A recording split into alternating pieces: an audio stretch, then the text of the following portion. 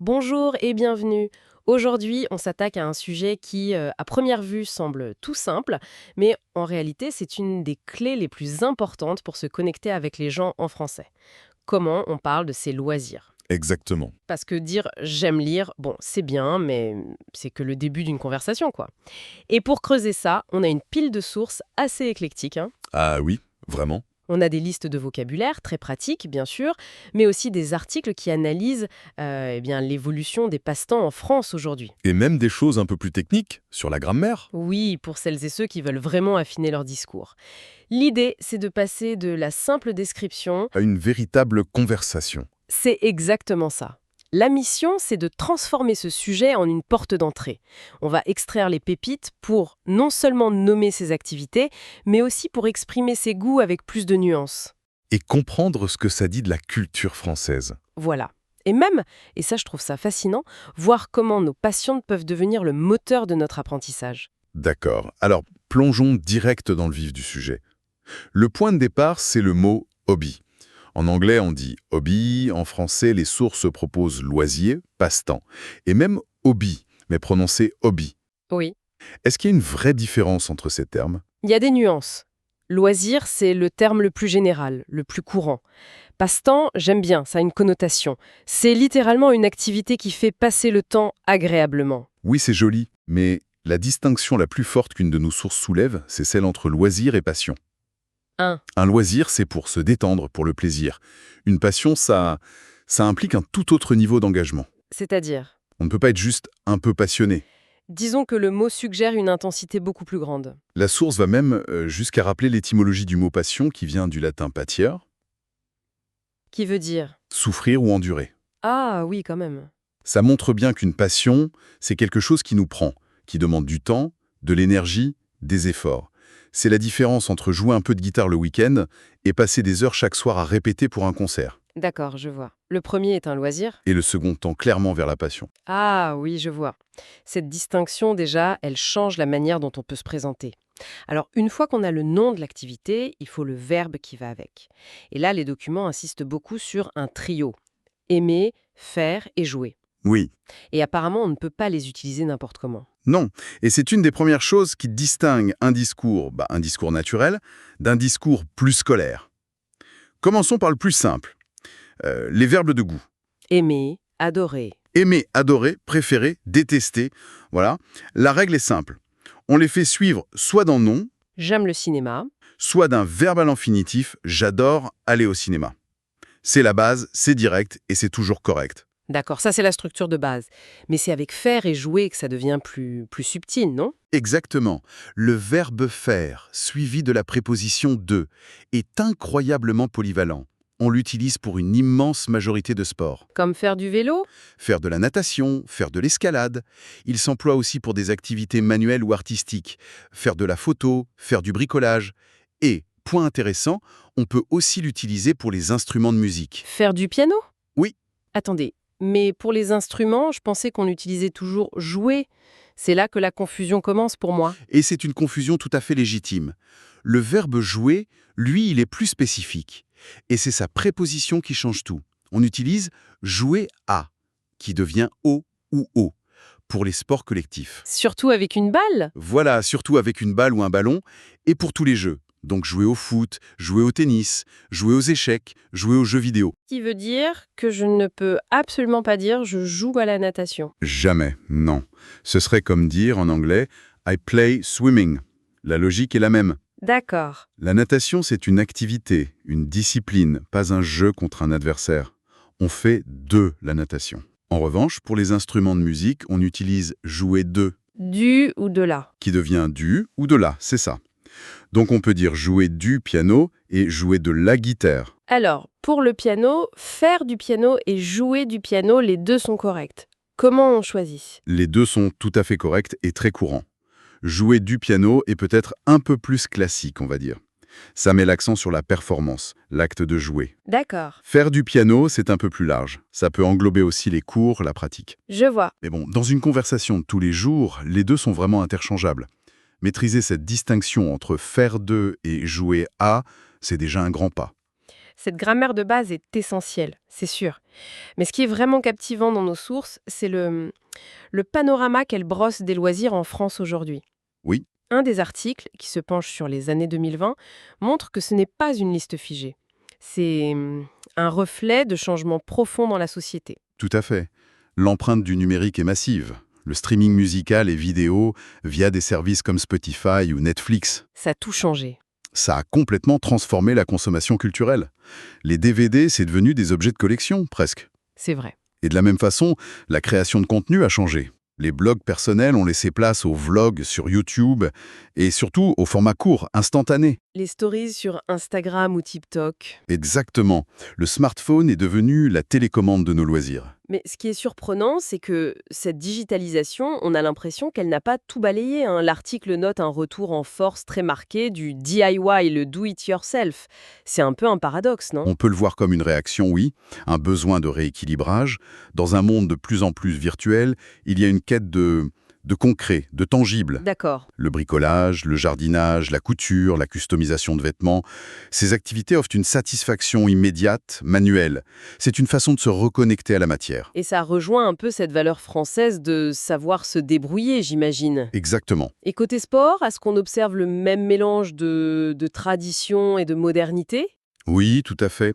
Les classiques comme le foot ou le tennis sont toujours là, évidemment, mais de nouvelles pratiques explosent. Le fitness en ligne, le yoga sous toutes ses formes. Et puis, il y a le phénomène de l'e-sport. Ah, l'e-sport. Ce n'est plus un loisir de niche, c'est une véritable discipline, avec ses compétitions, ses stars et un public énorme. C'est une redéfinition complète de ce que signifie être sportif. Avec tout ça, la liste de vocabulaire dans les autres sources doit être immense. Pour y voir plus clair, peut-être qu'on peut les regrouper par grands thèmes. Bonne idée. Commençons par les activités culturelles. Alors là, on a les grands classiques. Aller au cinéma, visiter un musée ou voir une exposition. Mais aussi des choses plus actives, comme assister à un concert ou aller au théâtre. Ensuite, les activités artistiques et créatives. Ça va au-delà du dessin et de la peinture, j'imagine. Absolument. On trouve chanter, par exemple, dans une chorale, faire de la poterie, tricoter. Le tricot. Ah oui, le tricot a connu un retour en grâce spectaculaire. Ce n'est plus du tout vu comme une activité de grand-mère. C'est devenu tendance presque méditatif. Passons aux activités sociales. Et là, j'imagine que les sources mentionnent une pratique quasi sacrée en France. Prendre l'apéro, Évidemment. c'est incontournable, et c'est bien plus que juste boire un verre, hein. Ah oui, C'est un rituel social, un sas de décompression entre la journée de travail et la soirée. C'est un moment de partage, de discussion. une source mentionne aussi le 5 à 7 au Québec. C'est son cousin québécois qui remplit une fonction similaire, oui. Et à côté de ça, on a bien sûr sortir avec des amis ou faire la fête. Et pour finir, il y a les activités plus tranquilles, en plein air ou à la maison. Oui. Pour le plein air, on a faire de la randonnée, qui est extrêmement populaire en France, jardiner ou simplement se promener. Et à la maison, au-delà de regarder des séries, on a cuisiné et joué aux jeux de société. Une source note d'ailleurs que des classiques comme le Monopoly Ah, le Monopoly. restent des piliers des soirées en famille. Attendez, il y a une idée dans nos documents qui renverse complètement la perspective. On a parlé de comment parler de ses loisirs, mais un article de Speak Meters suggère d'utiliser ses loisirs pour apprendre la langue. C'est une approche totalement différente. C'est une approche immersive et incroyablement efficace. L'idée, c'est d'arrêter de voir l'apprentissage comme une tâche scolaire et de l'intégrer à des activités qu'on aime déjà. D'accord. L'article donne l'exemple des jeux de rôle. Pas les jeux de rôle fantastiques, hein, mais des simulations de la vie réelle. Comme commander dans un restaurant, Exactement. ou négocier le prix d'un objet sur un marché, demander son chemin. Ah oui? Ça force une communication spontanée, on n'a pas le temps de préparer ses phrases. On apprend en faisant dans un contexte réel. J'adore aussi l'idée qu'il propose d'utiliser la musique, les chansons, le karaoké. C'est tellement plus amusant qu'une liste de vocabulaire. Et c'est redoutablement efficace. Le rythme, la mélodie, ce sont des aides mnémotechniques puissantes. On mémorise des tournures de phrases entières, on travaille l'intonation, la prononciation, le tout sans avoir l'impression de travailler. Il y a même une plateforme citée, Lyrics Training. Oui, qui transforme ça en jeu, où il faut compléter les paroles en temps réel, c'est très ludique. Une autre suggestion qui me semble particulièrement brillante, c'est celle des ateliers de cuisine en français. Ah, ça, c'est peut-être la méthode la plus complète. C'est une expérience multisensorielle. On touche, on sent. Voilà. On lit une recette, on écoute les instructions, on touche les ingrédients, on sent les arômes, on acquiert un vocabulaire très concret et utile. Émincer, faire revenir, mijoter. Et surtout, on lie l'apprentissage de la langue à un des piliers de la culture française, la gastronomie. Exactement. Et la récompense à la fin, c'est un bon plat qu'on a préparé soi-même. C'est extrêmement motivant. D'accord. On a donc le vocabulaire, les verbes et même des stratégies pour apprendre en s'amusant. Mais pour vraiment avoir une conversation riche, il faut pouvoir exprimer plus que des faits. Comment on parle de ses rêves, de ses souhaits, de ce qu'on aimerait faire? C'est ça. C'est là que la grammaire plus avancée entre en jeu, j'imagine. C'est exactement là. Et c'est ce que les documents sur le subjonctif et le conditionnel nous apportent. Ces modes verbaux sont la clé pour ajouter de la nuance et de la personnalité à son discours. Pour exprimer ce qui n'est pas un simple fait. Le doute, le souhait, l'hypothèse, la nécessité, tout ça. Le subjonctif, il a toujours cette réputation d'être compliqué. Comment est-ce qu'il s'applique concrètement à une discussion sur les loisirs? Il apparaît le plus souvent après des verbes qui expriment un souhait, une volonté, une émotion, impliquant quelqu'un d'autre. Au lieu de dire « mes amis visitent le château », qui est un fait, D'accord. on peut dire « j'aimerais que mes amis visitent le château ». Le verbe « visiter » passe au subjonctif « visite ». C'est subtil, mais ça change tout. On n'est plus dans la description, on est dans l'expression d'un désir. Une autre structure très courante, c'est « il est important que » ou « il faut que ». Il est important que tu prennes du temps pour tes loisirs. Voilà. Prendre devient prenne au subjonctif. Je vois, c'est pour les souhaits qui impliquent une autre personne ou une sorte d'obligation. Mais si je rêve juste pour moi-même, si je me dis un jour j'apprendrai à jouer de la guitare, comment j'exprime cette idée de rêve, d'hypothèse? Ah, C'est là que le conditionnel entre en jeu. précisément. Le conditionnel, c'est le mode du potentiel, du rêve. Il y a deux usages principaux mis en avant dans nos sources. Le premier, c'est pour formuler un souhait de manière douce, polie, avec des verbes comme aimer, vouloir, adorer. J'adorerais apprendre à jouer de la guitare. C'est ça. C'est beaucoup plus nuancé, ça exprime une aspiration profonde. C'est différent d'un simple « je veux apprendre ». Et le deuxième usage? C'est l'hypothèse, souvent introduite par « si ». C'est une structure très très classique. Si j'avais plus de temps, je lirais davantage. Voilà. On exprime une condition irréelle dans le présent, je n'ai pas plus de temps, et sa conséquence imaginaire, je lirai davantage. Maîtriser cette structure, ça permet d'expliquer ce qui nous empêche de vivre nos passions à fond et de parler de ce qu'on ferait dans un monde idéal. Ça ouvre des conversations beaucoup plus personnelles. Beaucoup plus, oui. Au final, en partant de simples mots de vocabulaire, on a fait un sacré chemin. On a décortiqué la grammaire de base, on a exploré le paysage changeant des loisirs en France, et on a même fini avec des outils pour exprimer nos rêves les plus personnels. Oui, et je pense que la conclusion la plus importante, c'est que parler de ses loisirs, ce n'est jamais anodin. C'est un terrain de jeu formidable pour pratiquer la langue, bien sûr. Mais c'est plus que ça. C'est surtout un des moyens les plus rapides et les plus authentiques de montrer qui on est, de créer un lien véritable avec quelqu'un. Partager une passion, c'est bien plus puissant que de simplement parler de la météo, quoi. Et pour conclure, il y a une tension intéressante qui ressort de nos sources, je trouve. Ah oui, D'un côté, elles insistent sur l'importance des loisirs comme ciment social, prendre l'apéro, les clubs sportifs, les sorties entre amis. oui, le lien. De l'autre, elles constatent la montée en flèche des passe-temps numériques qui sont souvent plus solitaires. Ce qui nous amène à une question pour la suite, en fait. Comment est-ce que le lien social créé par les loisirs va évoluer? Est-ce qu'une communauté qui se forme en ligne autour d'un jeu vidéo ou d'un projet créatif partagé sur Instagram Ouais. peut tisser des liens aussi forts? Voilà, aussi forts et profonds qu'un club de lecture qui se réunit chaque mois ou qu'une partie de pétanque dominicale entre voisins. C'est une réflexion fascinante sur l'avenir même de la convivialité. Parler de ses passions, c'est tellement plus que juste faire une liste d'activités, pas vrai? C'est vraiment la clé pour montrer qui on est et pour créer des liens. Allez, on va décortiquer ça ensemble pour voir comment parler de ses loisirs en français de façon super simple et naturelle. Alors, comment on fait concrètement pour partager ce qui nous anime, ce qui nous fait vibrer en français? C'est la grande question qui va nous guider. L'idée, c'est d'être vraiment à l'aise pour parler de ses goûts, que ce soit pour une nouvelle rencontre ou simplement pour rendre une conversation plus intéressante. Bon, on plonge directement dans le vif du sujet avec les fondations. Pour parler de ce qu'on aime, tout commence avec quelques verbes, mais des verbes essentiels. Ils sont simples, mais vous allez voir, ils sont ultra utiles.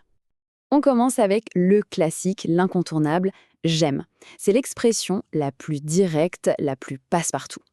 Et ce qui est génial, c'est que ça marche avec tout. On peut dire j'aime le chocolat, donc avec un nom, ou j'aime cuisiner avec un verbe. C'est vraiment la porte d'entrée parfaite pour lancer une discussion. Ok, maintenant on passe au niveau supérieur en termes d'enthousiasme, j'adore. Là, quand on dit j'adore, ce n'est plus juste une préférence. Non, on exprime une vraie passion. C'est un mot qui met tout de suite de l'énergie dans la conversation. Le petit truc en plus, ajouter un détail. Genre, j'adore la randonnée, surtout en montagne. Ça rend l'échange tellement plus vivant. Évidemment, savoir dire ce qu'on aime, c'est aussi important que de savoir dire ce qu'on n'aime pas. Et pour ça, je n'aime pas est la façon la plus simple, la plus polie et la plus directe de le faire. C'est un outil essentiel en fait pour exprimer ses préférences et affirmer sa personnalité sans jamais être désagréable. Donc, ce qu'il faut vraiment retenir, c'est cette différence d'intensité. J'aime, c'est un goût, une préférence, simple. J'adore, là, c'est l'enthousiasme, la passion à l'état pur. Utiliser j'adore, ça montre une connexion émotionnelle beaucoup plus forte et bien souvent, ça encourage l'autre à poser des questions, à vouloir en savoir plus. Ok, maintenant qu'on a les bases pour dire ce qu'on aime ou pas, il est temps de construire des phrases un peu plus précises. Pour ça, on a besoin de certains verbes et de certaines prépositions qui sont juste indispensables. Voyons un peu comment ça marche. Alors là, la logique est super intéressante. On utilise faire de pour les activités générales et la plupart des sports individuels. On doit juste accorder de, ce qui donne de la natation ou du yoga, facile. Ensuite, jouer à, c'est réservé aux sports d'équipe et aux jeux. On va dire jouer au football ou aux échecs. Et enfin, jouer de, c'est le plus simple. C'est uniquement pour les instruments de musique. Je joue du piano, de la guitare. Une fois qu'on a compris cette petite distinction, les phrases sont tout de suite beaucoup plus naturelles. Parfait. Avec ces outils en main, c'est parti pour un petit tour d'horizon de différents passe-temps. On va mettre en pratique tout ce qu'on vient de voir en ajoutant un peu de vie et de contexte à tout ça. Pour le sport, la règle est super claire. On dira « je joue au football tous les samedis » parce que c'est un sport d'équipe. Mais on dira « je fais du jogging 3 fois par semaine » parce que là, c'est une activité individuelle. Le fait d'ajouter la fréquence, ça donne tout de suite plus de relief à la description. Côté musique, eh bien, on retrouve notre fameux « jouer de ». Par exemple, « je joue de la guitare depuis que je suis adolescent ». Et on peut même combiner les activités pour donner une image plus complète de soi. Et je chante dans une chorale le mardi soir. Pour les activités plus calmes, comme les jeux, on revient à « jouer à ». On peut imaginer dire « j'adore jouer aux jeux de société avec mes amis » ou encore « je joue aux échecs en ligne pour m'entraîner ». Pour les passe-temps intellectuels, on n'a pas toujours besoin de verbes spécifiques. On peut dire tout simplement « je lis beaucoup ». Et si on veut ajouter un peu de couleur, une expression idiomatique comme « je suis un rat de bibliothèque », ça montre tout de suite une vraie passion pour la lecture et ça sonne super bien. Et franchement, la liste pourrait continuer encore et encore. Qu'on soit en pleine nature à faire de la randonnée, à la maison en train de bricoler ou en ville pour visiter des musées, chaque activité raconte une petite histoire sur qui l'on est. Parler de ce qu'on fait, c'est bien. Mais parler de ce dont on rêve, c'est encore mieux. Ça amène la conversation à un niveau plus profond. Allez, voyons comment exprimer ses souhaits et ses projets pour le futur. Attention, ici, la nuance est subtile, mais elle est importante. J'aimerais, ça exprime un souhait, un objectif réaliste.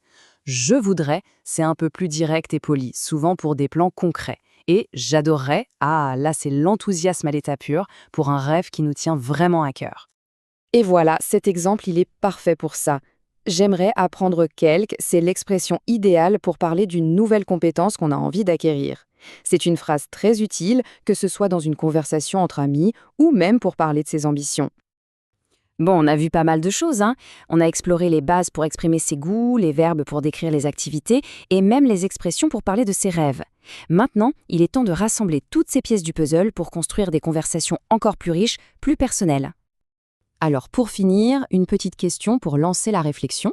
En utilisant tout ce qu'on vient de voir, quel est le passe-temps, l'activité, la passion que l'on ne se contente pas juste d'aimer, mais que l'on l'adore vraiment? C'est sans doute la meilleure façon de commencer à utiliser tout ce vocabulaire pour se raconter.